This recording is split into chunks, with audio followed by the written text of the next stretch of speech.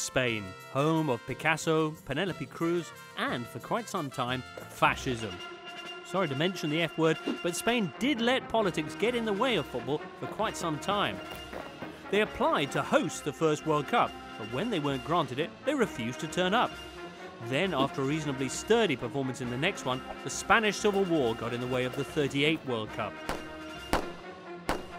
And what with World War II soon after, they didn't play another one till 1950, where they finished fourth. Then politics raised its head again. After not qualifying for the rest of the decade, in the European Championships of 1960, they were drawn against the Soviet Union, who'd supported the Republicans in the Spanish Civil War.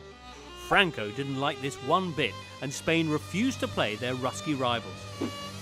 Despite this obstinance, Spain was still chosen to host the following European Cup. And they made it to the final, where, in a strange twist of fate, they met the Soviet Union. This time they put politics aside for a final on home turf, and they won it, proving their totalitarian state was the better of the two. But after this bullish performance, Spain then had 20 years of underachievement. Franco died in 1975, taking fascism with him. Although Spain hosted the '82 World Cup, they didn't have a significant impact on the tournament till Euro '84, where France beat them in the final.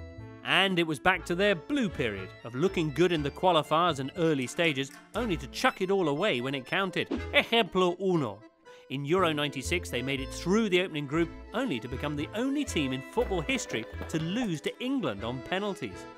Ejemplo dos. In the 2002 World Cup, they performed beautifully in the group stages and beat Ireland to make it to the quarterfinals against South Korea, only to throw it all away on penalties again. Ejemplo tres. In the 2006 World Cup, they pretty much ran the group stages, conceding just one goal, only to get thoroughly flambéed by the French in the next round. So when they again bossed a group stage in the 2008 Euros, who could blame the pundits for thinking they'd flop once more, especially when it went to penalties against Italy in the quarters? But this time, Spain triumphed and destroyed their now friendly Russian opponents in the semis to reach the final, where they faced Germany and won. And to top it all, they won the next World Cup too, in a fascinating 1-0 victory against the dainty-footed Dutch. Spain go into Euro 2012 then with wins in the last two tournaments and the best players in Europe.